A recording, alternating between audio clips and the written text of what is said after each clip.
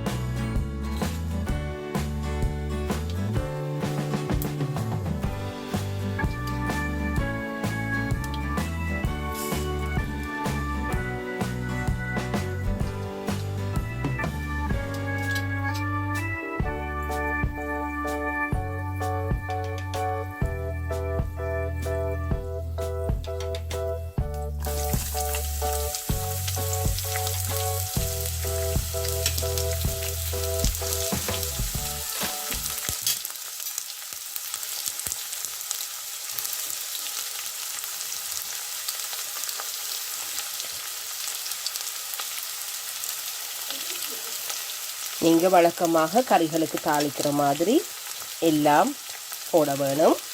கடுகு, சீரகம், வெந்தயம், அதுக்கு பிறகு வெங்காயம், மற்றது சின்னதாக வெட்டி வச்சிருந்த உள்ளி, பூண்டு இதையும் போட்டு, பச்சை மிளகாய் நான் கணக்க போடுறதில் 2 மட்டும்தான் போட்டிருக்கிறேன். போட்டு எல்லாத்தையும் இப்போ கொஞ்ச நேரம் வதக்க போகிறேன். இப்போ இதில் எல்லாத்தோடையும் கறிவேப்பிலையும் போட்டுட்டேன். போட்டு கொஞ்சம் லைட்டாக நான் இதை வதக்கி கொண்டு, இப்போ நான் இதில் எடுத்து வச்சிருக்கிற முருக்கங்காய், உருளைக்கிழங்கு துண்டுகள், மற்றது பலாப்பழ விதை துண்டுகள் இதையும் ஒன்றா போட்டு நான் கொஞ்ச நேரம் தாளித்து எடுக்க போகிறேன்.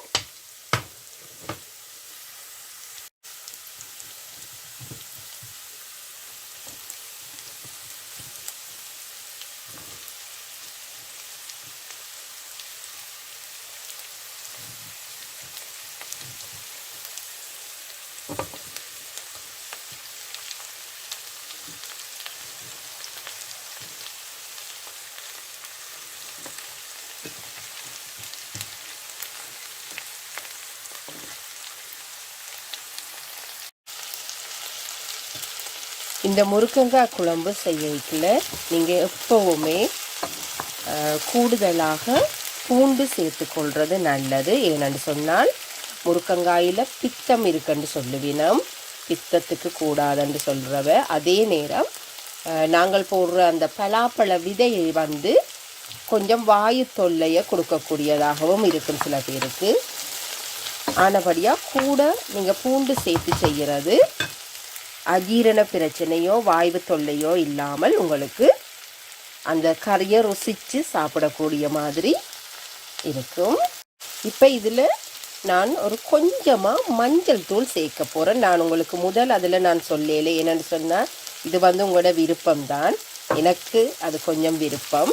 அதால் பெரிய டேஸ்ட் மாற்றங்கள் வராது, கொஞ்சம் வாசனை வித்தியாசமாக இருக்கும். நான் கொஞ்சம் மஞ்சள் தூள் போட்டிருக்கிறேன். இப்போ கொஞ்சம் தேவையான அளவு உப்பு இதோட சேர்க்கிறேன். சேர்த்துட்டு கொஞ்சம் அந்த முருங்கைக்காய் கொஞ்சம் அவியிற பழம் வரும் வரையும் நான் இதை தாளிக்க போகிறேன். ஃப்ரெண்ட்ஸ், இப்போ பாருங்கோ, எங்களுக்கு தேவையான பதத்தில் இந்த மரக்கறிகள் நாங்கள் போட்ட முருக்கங்காய், பலாப்பழ விதை, உருளைக்கிழங்கு, மற்றது தாளிப்பதற்குரிய பொருட்கள் எல்லாமே தேவையான பதத்தில் கொஞ்சம் வதங்கி வந்துட்டு இந்த நேரத்தில் நான் மிளகாய்த்தூள், கறி மிளகாய்த்தூள் அல்லது கறி பவுடர்ன்னு சொல்லுவோம், இதில் எல்லாமே மிக்ஸ் பண்ணி இருக்கும். மல்லி மற்ற மூலிகை பொருட்களும் எல்லாமே மிக்ஸ் பண்ணி இருக்கிற ஒரு கறி பவுடர், அதையும் நான் ஒரு 3 டீஸ்பூன் சேர்க்குறேன். சேர்த்து கொஞ்சம் இதை கிளறி விட போகிறேன். அந்த தூள் போட்டு கொஞ்சம் வாசனை வரும். அந்த வாசனை போன பிறகு எப்போவுமே தண்ணியை சேருங்கோ. இந்த தூள் வாசனை போகும் வரையும் கொஞ்சம் இதை நான் இப்படி வதக்குறேன். இப்போ அந்த வாசனை கொஞ்சம் போயிட்டுது. நான் இந்த நேரத்தில் இதோட கொஞ்சம் தண்ணி விட்டு, அதாவது வாட்டர் சிமெண்ட் சேர்த்து நான் கொஞ்சம் இதை அந்த மரக்கறியெல்லாம் முழுதாக அவியும் வரையும் அவிக்க போகிறேன். கிணக்க விடையில் பாருங்கோ, கொஞ்சம் அந்த மரக்கறியல் மூழ்கிற மாதிரி இருந்தால் காணும். பாருங்கோ, கொஞ்ச நேரம் நான் இந்த முருக்கங்காய் அவியும் வரையும் நான் இதை மூடி போட்டு மூடி விட்டேன். நான் பாருங்கோ, இப்போவே எண்ணெய் பிறந்து நல்லா இந்த முருக்கங்காய் எல்லாம் கொதித்து அவிந்து வந்திருக்குது. இப்போ நான் இதோட புளிக்கரைசல், பழப்புளி கரைசல் நான் முதல் உங்களுக்கு காட்டினான், ஊற விட்டு வச்சுருந்தேன். நான் அந்த பழப்புளி கரைசலை இதுக்குள்ள சேர்க்க போகிறேன். கணக்க தேவையில் உங்களோட டேஸ்ட்டுக்குரிய மாதிரி நீங்கள் சேர்க்கலாம். நான் இதில் இவ்வளவு தானண்டு சொல்லல, ஏனெண்டா ஒவ்வொருத்தருக்கு அந்த புளி சுவை வித்தியாசமான அளவில் விருப்பமாக இருக்கும். இதையும் இதை போட்டு நான் இன்னும் ஒரு கொஞ்சம் உப்பு ஆட் பண்ணுறேன்.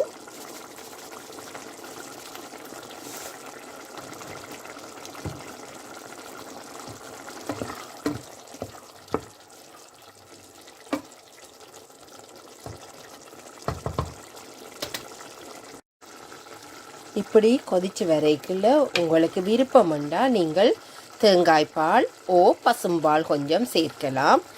நான் கொஞ்சம் பசும்பால் தான் சேர்க்கிறேன். ஏனென்று சொன்னால் நான் அதிகமாக தேங்காய்பால் எடுக்கிறதில்லை. நாங்கள் குளிர்ந்த தேசத்தில் இருக்கிறதால, குளிர் தேசம் என்றதால் நான் அதிகம் தேங்காய்பால் எடுப்பதில்லை. பசும்பால் தான் கொஞ்சம் விடுறேன் நான். ஏனென்று சொன்னால் அந்த தூளை இப்படியே நீங்கள் சமைச்சு சாப்பிட்றது உங்களோட வயிற்றுக்கு அவ்வளவு நல்லதல்ல.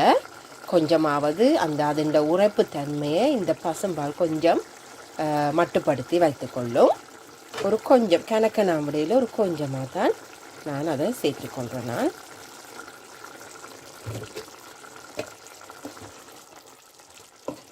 உங்களுக்கு ஒரு கேள்வி எழும்பலாம், பழப்புளியை விட்டுட்டு பசும்பாலை விட அது திரைந்து போய்விடும் என்று சொல்லி. நிச்சயமாக அப்படி இல்லை. நீங்கள் அதை பசும்பாலை விட்ட உடனேயே நீங்கள் அதை ஸ்பூனால் உடனேயே மிக்ஸ் பண்ணுங்கோ. அப்படி திரையவும் மாட்டுது. நீங்கள் அடுத்த நாள் ஃப்ரிட்ஜில் வச்சு எடுக்கக்கூட அது நல்ல சுவையாகத்தான் இருக்கும். பயப்பட தேவையில்லை. ஃப்ரெண்ட்ஸ், இதுதான் இன்றைக்கு நான் செய்த முருக்கங்காயும் பலாப்பழ விதைகளும் போட்டு செய்த குழம்பு கறி. நீங்களும் வீட்டில் செய்து பாருங்கோ, சுவைத்து மகிழுங்கோ. மீண்டும் இன்னொரு வீடியோவில் உங்களை சந்திக்கிற வரைக்கும் தேங்க்யூ, பாய்.